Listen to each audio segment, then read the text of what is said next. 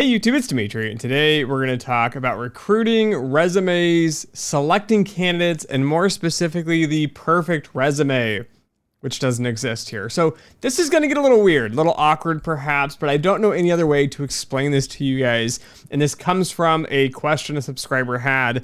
I had a video a few weeks ago on how to get a job in quant finance in 2024. We talked a little bit about resumes, things to put on there, things not to list, how to get depth and rigor, and kind of show who you are on a resume. And so DogCard664, shout out to them. Thank you for asking the question. Said, Dimitri, I think this is a great video, but I think it'd be better if you could show what an optimal resume looks like instead of just saying what could be better. The point of that video was to help you guys improve your resume. Put a pin in that. The first reason I'm asking is that if I were to trim my resume to what I think the job wants, my resume would be extremely short, especially for fresh grad. The second reason is that most job descriptions are so vague, it makes it difficult to know what exactly to put in or to take out of my resume here. So I'm going to give you guys a little bit of advice before we dive into this and get a little awkward and a little weird, but bear with me here. It's going to be, don't put on the resume what you think they're going to want on the resume. This is the biggest mistake I think students have. You're not interesting. I'm just going to put it that way. Most of you are not interesting. The reason you're not interesting is typically because you're chasing a job for the money. You're chasing a job for the title. And people say, oh, Dimitri, you don't really know what you're talking about. See, I just need to get a job and then I'm going to make a bunch of money and I just want to do a job for a job here. And we'll talk about this here in a second on why no one wants that for our hiring position.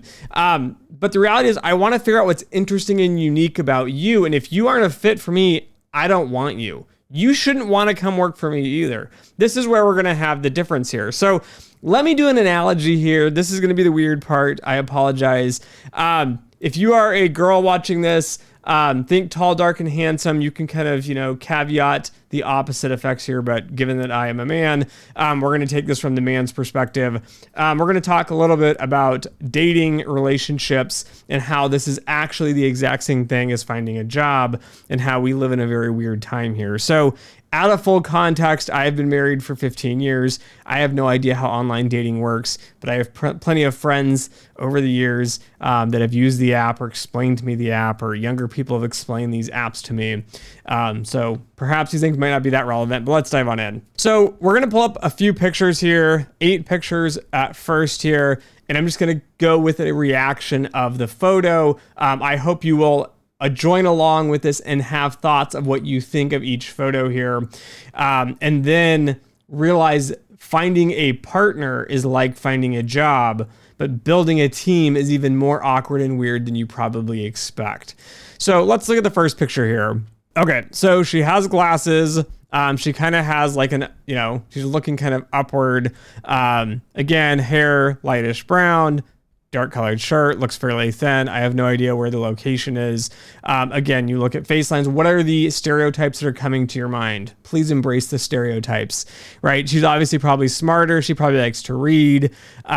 You're trying to figure out what is the character here. Now imagine you have a bio next to them on some sort of dating app, and it says on there, likes sci-fi movies, loves Harry Potter, loves reading, staying in, X, Y, and Z. She seems just kind of like a smarter, more introverted person, not someone that's going to go out and party. All right, second picture here. First thought, they love music. This is what my guess is. They seem very happy and bubbly. Again, the shirt is a little bit slouchier, so a little bit more comfortable. Some of that's probably more relaxed. I'm imagining now if you have the bio on her, she probably lives in a bigger city. She likes to go out. She likes to have fun, probably goes to concerts, perhaps goes to clubs. But she seems pretty well-rounded, pretty well put together, clean look in general. Next girl now seems very fashiony, right? You look at the hair is, it's dyed, it has color, it's more voluminous. She has kind of a modeling look, like, it's kind of a smirk and a smile, but it's not really. So perhaps, a little more, I don't know how to put it without sounding awkward and weird, but a little more playful perhaps. Anyways, but she's taking the shot obviously more professionally than the other two, especially if this was like a dating profile. Again, disclaimer, all these photos are free off of an Overstock or Prexel or freeimages.com. These aren't people I actually know. Anyways, but she dresses quite well. I'm guessing she's a little bit more fashion forward. Again, extroverted, looking, I don't know, to go out and do things, a bit more, I don't know, interesting here. Next photo looks like it's kind of at the beach. She has kind of a slight smile. I don't know, looks a little more like casual, wants to have fun, probably wouldn't mind going out, going boating, going to the beach. Things are a little bit more, not so formal, a little bit more relaxed. Again, seems more natural, no hair color, dye, or anything like that. Now, as we go through these, what I'm trying to show you is not that you hire based off of looks. Now, I'm imagining this, right, as a dating app. What are their hobbies? What are their interests? How do you get along with this person, right? Now, imagine you go on a first date with every single girl on here, and you have to write feedback on every single one. Did you get along? What are you looking for? Now, you tell me, as the person watching and listening, who's the perfect girl on this sheet, right? You probably don't know, because there's no such thing as a perfect person or a perfect spouse or a perfect girl or a perfect anything. Even if I told you, okay, look at these 8 photos as we kind of flip through them here, who is going to be like, I don't know, who's like going to be a great fit for you, right? My guess is if you've done dating apps and you've gone around, you probably see a lot of people and you're like, oh, wow, she's cute. She'd be a great fit for me. And I read her bio and her profile and it says she likes A, B, and C.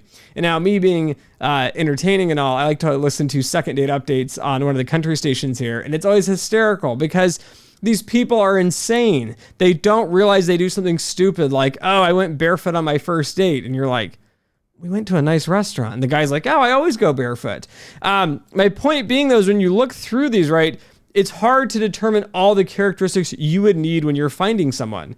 And yet everybody struggles to find a spouse, a partner of some sorts, right? It's not just the looks. Like we went through here and did the looks. Part of this was us trying to give you some stereotypeness to it, trying to read into the candidate, thinking about, what do they like to do? What are their personality traits? Are they introverted, extroverted? Do you think they're going to complain about super like little minor details, like the ones that are more high maintenance, that are well put together and dressed, right? They're going to care what you probably look like. Maybe that's not who you are. You don't want someone nagging you all the time about that. Maybe you're someone that loves to go to the clubs. Maybe you want someone that gets all dolled up, and maybe you're the type of person that gets, all dressed up and all that. My point being with this is, right, it's hard to figure out and find a partner when you're dating. This is exactly what it's like when you go out to hire. Okay. Back to the actual hiring part here. When you go to do the hiring, you have a candidate. I don't typically have a picture, which is awesome, right? You don't hire candidates based on the way they look. Again, finding a romantic partner is different because looks play a role into that. Hiring doesn't have a looks piece to it, but what you're trying to do is you look at the resume. So you're not looking at the person, but you're looking at the resume, or like the dating app, right? That's what it's kind of like, right? Here's your resume. My name is Dimitri Bianco. I have worked in these X fields. These are the companies I've worked for. These are the skills I have. This is the education I have. These start to lay somewhat of the foundation here.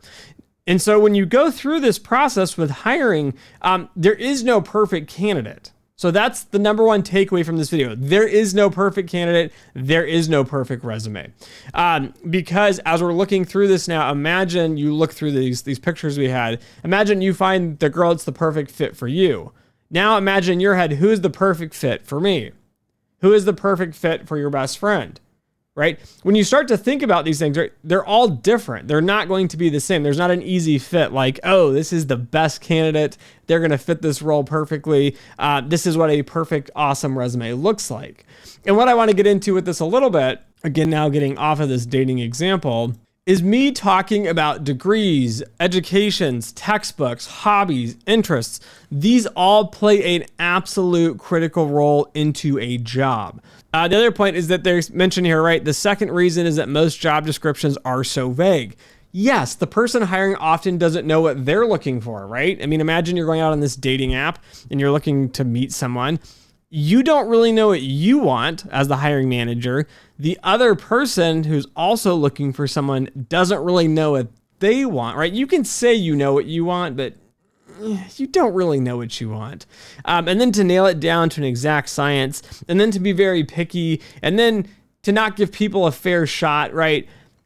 that's the hard part. Like writing a job posting is actually very challenging because I have to say, this is what I am looking for, right? It's like writing the bio, like the dating bio. Like I want someone who's, hardworking and fun and like on the saying for women, they want someone that's tall, dark, and handsome.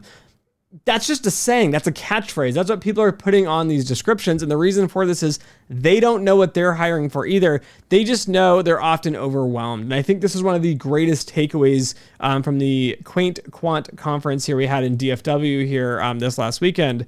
And that was going to be, we talked about one of the individuals who was on our career panel that ran an entire development team at one of the regional banks. They mentioned I have a job that's this big. And when I'm hiring someone, I'm looking to offload some of that work onto someone else. Like I need you to do part of what I have responsibility for. And I think that's the challenging part too, is these change, right? So I'm hiring someone, not really, but if you're hiring someone, you say, okay, I need a model developer. What does that entail? What sorts of models? What sorts of skills? You can't just wave your hands and say model development. Everyone's the exact same, You need these degrees, you need these sorts of skills, and you checked all these boxes. And unfortunately, too many of you are too quantitative. You cannot think outside of the box of black and white. And what I mean by that is you think if I have this degree, if I have this, if I have that, then I'll get a job. That's not how this works. That's part of it. And part of it is having the right skill sets for this. Part of it is having the soft skills, which again, aren't going to be listed here, right? So even though the resume says you have all these skills, it's like a dating app says, these are all the things about you. When you get into the interview, I'm trying to figure out, do you really know?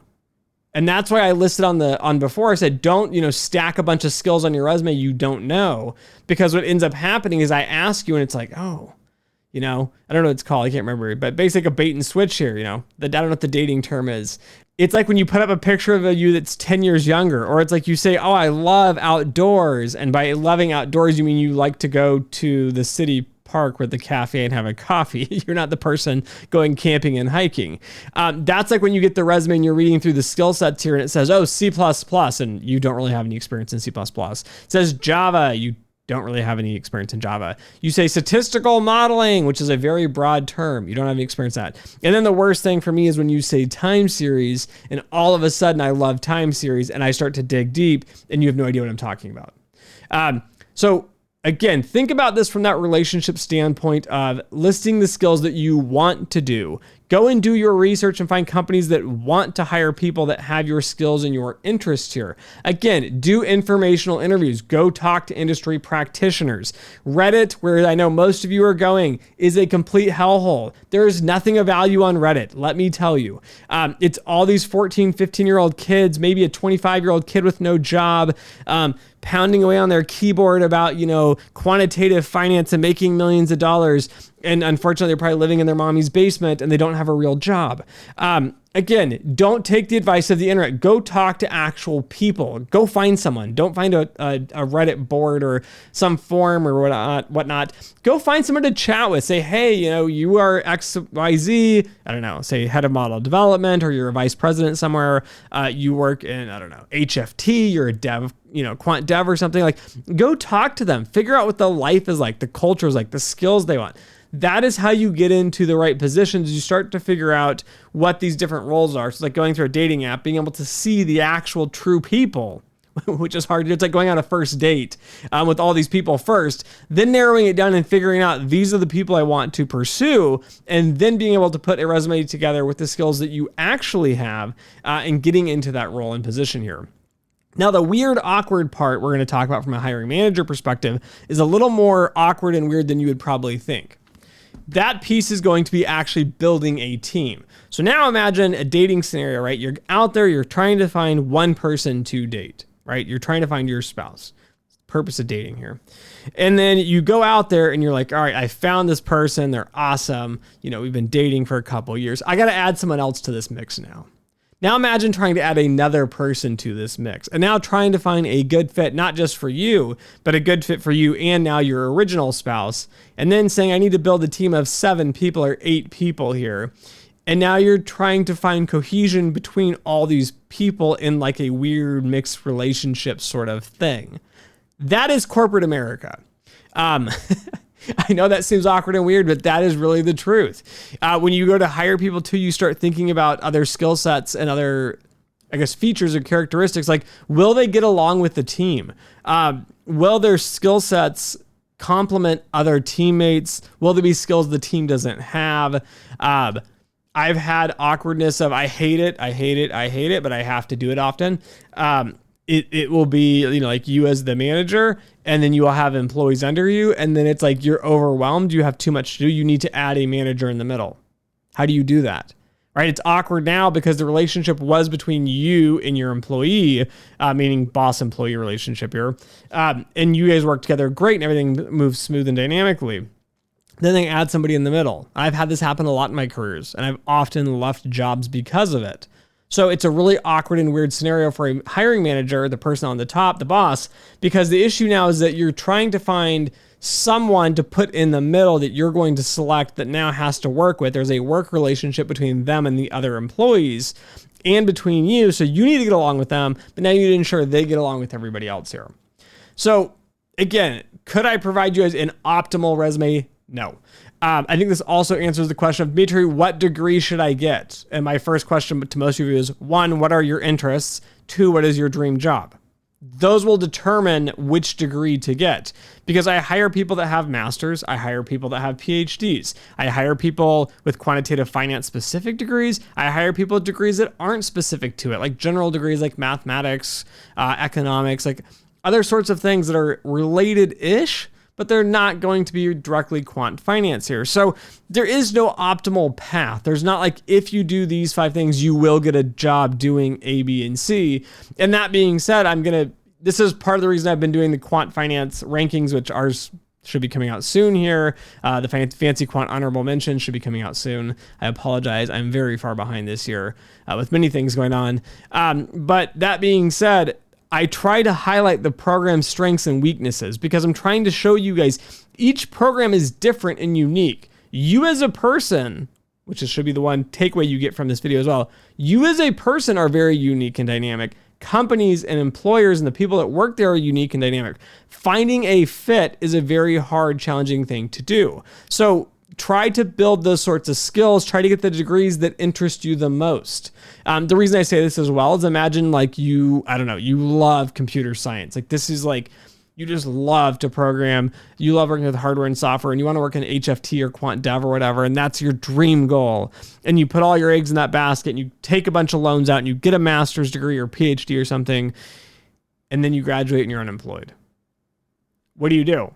Well, you've got a computer science master's or maybe a computer engineering master's or something. Like, you have the degree you want. And then you only work in tech, right? Maybe you work in corporate America somewhere else, building software for them, doing something, right? There are other venues now that align with your skills and interests. You're not screwed. Now, imagine computer science was your true interest in your hobbies, and you went and you got a quantitative finance master's because Dimitri Bianco told you it was great. And you went out there and you got that degree, and it was really, really focused and specialized on finance. And it was really focused on products. There are some programs that are more generalized like this. And you went and you did that. And then you graduated and you couldn't find a job. What are you going to do? Well, your education degree is not in something that really interests you. It was adjacent to what you thought you wanted to do. And if you can't work in quant finance, are you going to go work in traditional finance? Probably not. Right? Computer science was your dream, your hobby, your aspirations. If you have a CS undergrad and now you have a quantitative finance master's, but it's not really focused in the computer science side of this, the implementation, the quant dev, the HFT side, you're kind of stuck. So the other tip and advice is do what you love to do. Follow your dreams and your passions. Don't do what you think is going to make the most money. Don't put on the resume what you think they're going to want. If many of you have listened to me, my backstory here, I applied to hundreds of jobs. When I was in grad school, I graduated unemployed. The university was kicking me and my wife out of student housing. I had nowhere to go. We had no jobs. I couldn't get anywhere to rent an apartment to me because I had no job. I was stuck. I was in a really bad spot. And when that happened, right, what do? Well, I applied and applied and applied and applied, and I made the dream resume. And I put on there what everybody online tells you to put on there, right? I went onto those Reddit forums, and everyone says if you had like a finance degree and a math and stats degree, and you were quantitative and financial, it'd be the perfect blend, and people would hire you and they'd pay you tons of money. And I worked in corporate finance before. I had a finance undergrad. I had a master's in applied economics. I started in the financial engineering master's at Michigan as well. So I had taken, derivative pricing and all that sort of stuff, stochastic calculus, Ito's lemma, all that. So I had that blend. I was the perfect candidate according to the internet.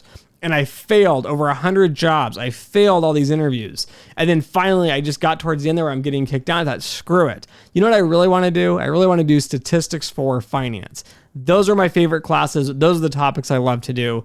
That's what I really want to do. So I rewrote the resume. I downplayed all of my past experience. I had 8 years of experience on and off, part-time, working at a startup firm, doing accounting, finance, working with investors, doing operations, doing manufacturing, a whole slew of things, marketing, web design, and all that. I took all of that and I slammed that into like one bullet point with like a summary of like, did corporate finance and accounting, did some manufacturing operations, managed a team of 12 people, 2 accountants, and listed all this stuff out. One bullet, that's it. That was all in the resume. The rest of the resume was all about stats and statistical modeling and the coursework I did and that kind of experience. My resume, again, was short. It was shorter on purpose because I wanted to show those skills that I really wanted to do.